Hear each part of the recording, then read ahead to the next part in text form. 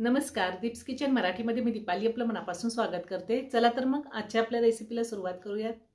आज मी तुम्हाला टोमॅटोचं पिठलं कसं करायचं ते दाखवणार आहे। तर त्यासाठी मी इथे 1 वाटी बेसन पीठ घेतलेलं आहे, एक मोठा कांदा कट करून घेतलाय, 2 मीडियम साइजचे टोमॅटो कट करून घेतले, अर्धा चमचा मोहरी, अर्धा चमचा जिरे, 3 ते 4 लसणाच्या पाकळ्या मी कट करून घेतलेल्या आहेत। याऐवजी तुम्ही लसूण टेचून सुद्धा घेऊ शकता। 5 ते 6 कढीपत्त्याची पानं, थोडी बारीक चिरलेली कोथिंबीर, हिंग लागणार आहे आपल्याला थोडा, अर्धा चमचा हळद, 1 चमचा लाल तिखट, चवीनुसार मीठ आणि तिखटाचं प्रमाण तुम्ही तुमच्या आवडीनुसार कमी किंवा जास्त घेऊ शकता किंवा लाल तिखटाच्या ऐवजी हिरवी मिरची वापरली तरीही चालेल। आणि आपल्याला तेल लागणार आहे। मी मिक्सरचं भांडं घेतले, त्यामध्ये हा टोमॅटो काढून घेते। तुम्ही टोमॅटो एकदम बारीक कट करून सुद्धा घेऊ शकता। आता हा टोमॅटो मी आधी थोडा फिरवून घेणार आहे। टोमॅटो मी मिक्सरला फिरवून घेतलेला आहे। आता आपल्याला यामध्ये बेसन पीठ घालायचे। आपल्याला बेसन पीठ सुद्धा थोडं पाणी घालून फिरवून घ्यायचे। मी सगळं बेसन पीठ काढून घेतले मिक्सरच्या भांड्यामध्ये। आता ह्यातच थोडं पाणी घालायचे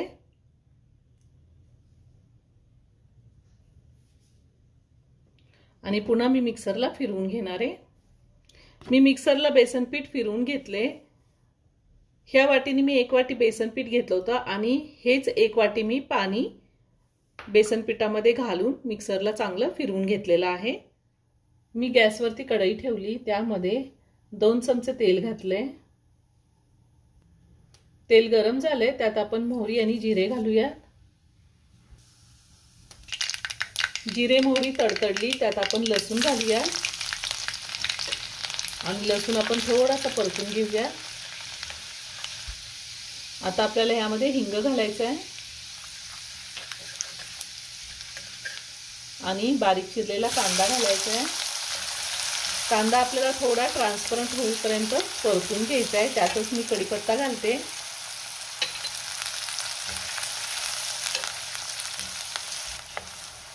मी ह्या आधी सुद्धा खूप सारे व्हेज नॉनव्हेज रेसिपी अपलोड केलेल्या आहेत, त्याची लिंक मी डिस्क्रिप्शन बॉक्समध्ये दिली आहे, तुम्ही पाहू शकता। आणि अजूनही तुम्ही माझं चॅनल सबस्क्राइब केलं नसेल तर नक्की सबस्क्राइब करा आणि शेजारील बेल आयकन क्लिक करा, म्हणजे मी ज्या रेसिपी अपलोड करते त्याचं नोटिफिकेशन तुम्हाला मिळेल आणि तुम्ही माझ्या रेसिपी बघू शकाल। कांदा मी 2 ते 3 मिनिटं चांगला परतून घेतलेला आहे। आता आपल्याला ह्यामध्ये हळद घालायची आहे, ह्यातच आपल्याला लाल तिखट घालायचे आणि बारीक चिरलेली कोथिंबीर घालते थोडी। आता हे सगळं व्यवस्थित मिक्स करून घेऊया। लाल तिखटाच्या ऐवजी तुम्ही हिरवी मिरची, लसूणचा ठेचा करून सुद्धा घालू शकता। आता आपल्याला ह्यामध्ये पाणी घालायचे। मी 1 वाटी पाणी बेसन पीठ आणि टोमॅटो मिक्सरला बारीक करून घेताना वापरलेला आहे आणि आता मी 2.5 वाटी पाणी घेतले। तुम्हाला पिठलं किती पातळ किंवा घट्ट हवं आहे त्या अंदाजे तुम्ही पाण्याचं प्रमाण कमी किंवा जास्त घेऊ शकता। आता एक छान उकळी येऊन देऊया, चवीनुसार मीठ घालूया, पुन्हा सगळं व्यवस्थित मिक्स करते आणि एक छान उकळी येऊन देते।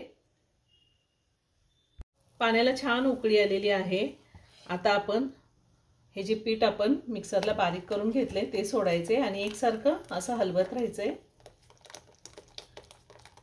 या पद्धतीने आपण जर टोमॅटो सोबतच पीठ असं एकत्र करून घेतलं तर असे अजिबात गाठी पडत नाही पिठल्याला आणि हे पिठलं 4 लोकांसाठी व्यवस्थित पुरतं। ह्या टायमिंगला मीठ चेक करू शकता, जर कमी असेल तर आपल्याला वरतून घालता येतं। मी पिठलं चांगलं मिक्स करून घेतलेलं आहे। आता आपल्याला झाकण ठेवायचे आणि साधारण 4 ते 5 मिनिटं मी पिठलं चांगलं शिजवून घेणार आहे। 5 मिनिटं झालेली आहे, मी झाकण काढते। पिठलं एकदम छान झालेलं आहे। वरतून थोडी कोथिंबीर घालते आणि एका बाउलमध्ये काढून घेते।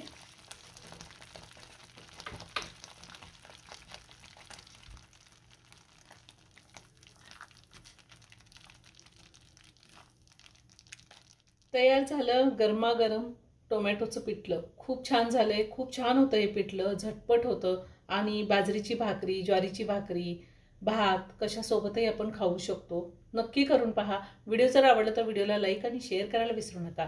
रेसिपी आवडली असेल तर कमेंट करून नक्की कळवा. पुन्हा भेटूया अशाच एका छानशा साध्या आणि सोप्या रेसिपी बरोबर. धन्यवाद.